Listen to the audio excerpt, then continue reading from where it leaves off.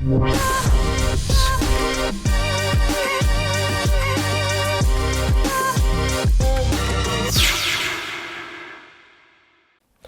and hope you're doing well. We're going to talk about the 5 multicultural things we learnt about Lennox Lewis and reveal those highs and lows. And hopefully it will inspire or even motivate you. As we only judge a person by their character, not race, colour or religion. So please join our multicultural family if you are new. My name is Bobby A. Sayed. I am the founder of the Emma Show.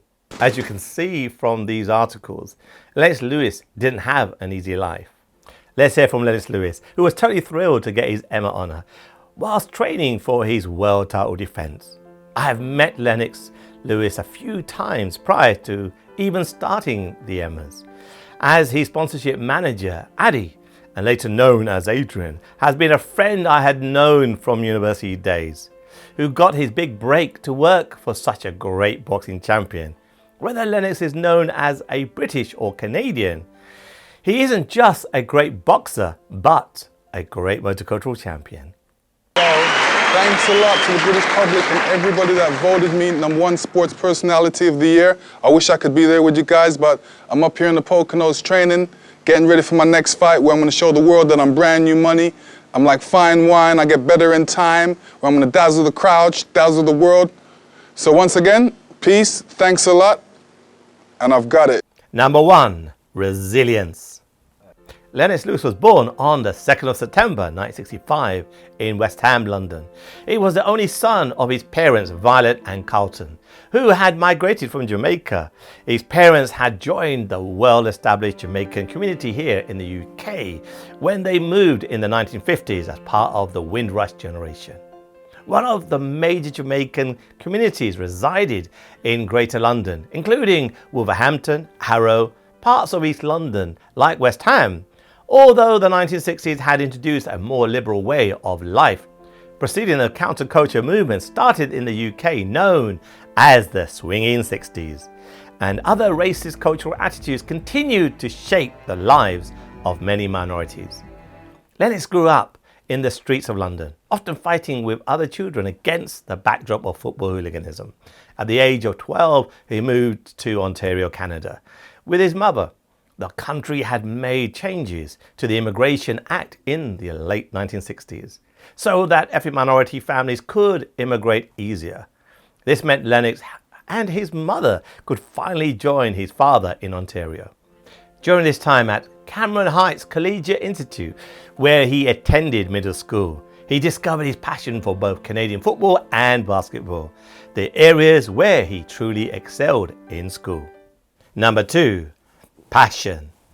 A year later, at the age of 13, he decided to take up boxing, which he quickly learned to master. 5 years later, in 1983, he won his first gold medal in the sport, winning the Junior World Championship at the age of 18.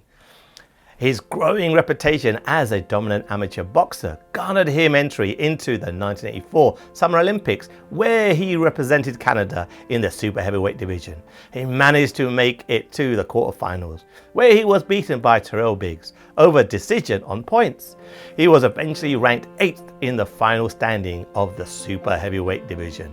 Lennox would go on to have an outstanding amateur career, winning a gold medal at international level in the Commonwealth Games, the North American Amateur title, and he also became the first super heavyweight gold medalist to become a world heavyweight champion, as well as the first Canadian to win a boxing gold in 56 years. Upon turning professional in 1992, he finished with an amateur record of 85 wins to 9 losses, following his performance at the Olympics. He was approached by the big-time American boxing promoters with contract offers, which he declined in favour of a Toronto-based group. His first professional fight at the World Boxing Council rankings at the age of 27 took place at Earl's Court, London, against Donovan Ruddock. He publicly declared his British identity. However, most of his fans recognised his national identity as Canadian. Lennox had won the fight and famously knocked Ruddock to the floor. By April 1992, he became a top 5 world heavyweight, winning the British title and the Commonwealth title. His up-and-coming status in the world of professional boxing was cemented with his wins against WBA heavyweight champion Mike Weaver, Terrell Biggs and Donovan Ruddock. He became the world heavyweight title challenger, which was made all the more famous following Riddick Bowe's relinquishing of the title. Number 3. Optimistic. Lennox now began to face off against the big-time contenders, which really challenged his ability in the boxing scene. Lennox faced off against former IBF heavyweight champion Tony Tucker in 1993, who had stacked up a record of 48 wins and 1 loss in his professional career. Their bout lasted the full 12 rounds, but he dominated Tucker through a unanimous decision by the judges and would then also go on to beat Frank Bruno by knockout on the 7th round. This win made it even more satisfying for Lennox, as his meeting with Frank Bruno was met by heated press conferences, where Frank mocked Lewis' lack of English, or should we say British, heritage. Whilst Lennox was training for the fight against Oliver McCall, it was arranged for Lennox to fight Riddick. They were scheduled to split a record-breaking $31 million, thinking Lennox's fight with McCall would be an easy win. This would not be the case, as McCall managed to drop Lennox onto the canvas in the 2nd round. Thereafter, the star-studded lineup was then cancelled when McCall refused to fight him in a rematch. It was a humiliating defeat by Lennox. He didn't compete for the rest of the year, but this lesson shaped him into the legendary boxer we all know today. In 1995, Lennox made his return with his match against Lionel Butler. The 5-round fight at the Arco Arena in California proved Lennox still had it in him to win. After a string of victories, Lennox really had a chance to enter the ring once again with Oliver McCall. In 1997, he dominated McCall for the first 3 rounds, who then attempted a rope-and-dope style strategy, but the referee stopped the match, giving Lennox the title. Remarkably, Lennox would go on to defend his title against Henry Akinwande, Andrew Galotta, Shannon Briggs and Zelko Maverick.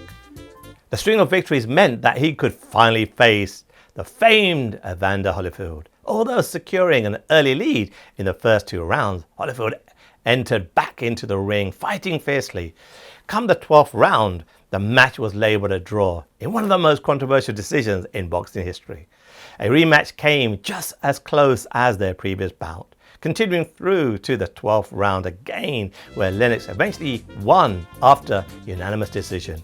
He had become the first undisputed heavyweight champion in over 7 years of the sport. Number 4. Persistence. His reign as number 1 heavyweight champion lasted 6 months.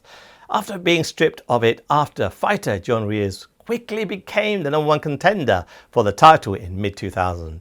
After further victories against Michael Grant, Francois Botha and David Tua, Lennox paid little attention to the next challenger, Hassim Rahman, who was coming hot off a 20-win streak.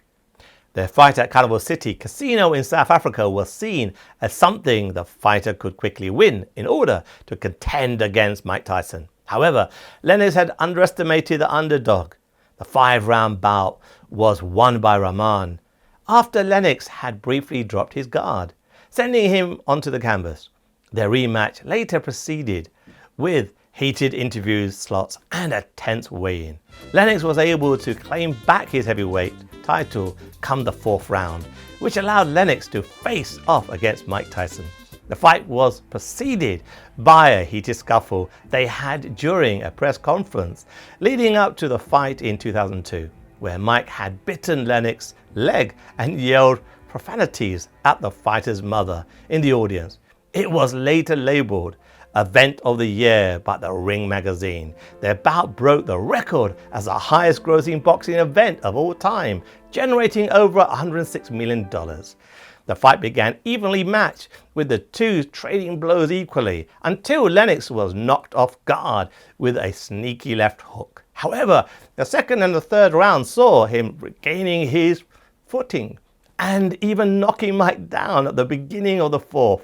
The two staggered until the 8th round, where Lennox eventually secured the win. Number 5, confidence. In 2003, negotiations about a lucrative rematch between Lennox and Tyson fell through, and so set his sights on Vitaly Klitschko, the number 1 contender for a Lennox title. Vitaly started the fight aggressively, but the fight was stopped as Vitaly's eye wound had become too severe, and Lennox won by technical knockout. Before a rematch between the two could be rearranged, Lennox announced his retirement from boxing in February 2004. Lennox retired from boxing with a record of 41 wins and 32 being knockouts. 2 losses, 1 draw.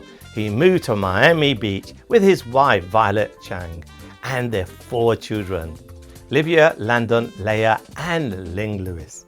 From 2006 to 2010, he worked as a boxing commentator for HBO on the show Boxing After Dark. He's also an avid amateur chess player and has gone on to fund after-school chess programs for disadvantaged youth. With one of the kids went on to earn a university chess scholarship at Tennessee Tech. He stands to use his influence to shape a better world, and is further shown through him publicly speaking out against domestic abuse for the charity Do Something, a non-profit organization, and encourages young adults to make positive change both on and offline. Lennox was the 7th Olympic gold medalist to become the world heavyweight champion, following in the footsteps of the likes of Muhammad Ali, Joe Frazier and George Foreman. Moreover, he was the first to do it representing Canada, and is regarded as one of the greatest to enter the ring. He defeated 15 boxers for the world heavyweight title, the 5th most in history. His combined reign tally of over 8 years, ranking as the 4th largest cumulative time spent as the heavyweight champion. In 2018, he was ranked by Boxing News as the 3rd greatest heavyweight of all time, behind Muhammad Ali and Joe Louis. He was also inducted into the Canadian Sports Hall of Fame in 2008, since becoming a national icon following his time in boxing, as well as appearance in films like Ocean 11 and music videos like for Jennifer Lopez, All I Have. In summary, his interest in sports as a young teen meant he faced and overcame racial discrimination that comes in the sporting world, although never citing it as a barrier for his success. His passion for the sport helped break down the institutional prejudice against blacks, especially when racist crimes in Canada is high and tarnishing its "we are friendly people" image. Why don't you leave us a comment and let us know if we have missed anything in his incredible life journey. We'd really appreciate a like or even a subscribe, and if possible, please donate on Patreon, however little the amount, to support this channel's ongoing mission to undertake multicultural campaigns. And remember, it's what's inside that counts, a motto we've used at the Emmas. As Lennox has proven, regardless of you are British or Canadian, you have a responsibility to promote multicultural values in life and throughout the boxing world. So until next time, thank you for watching and keep it multicultural.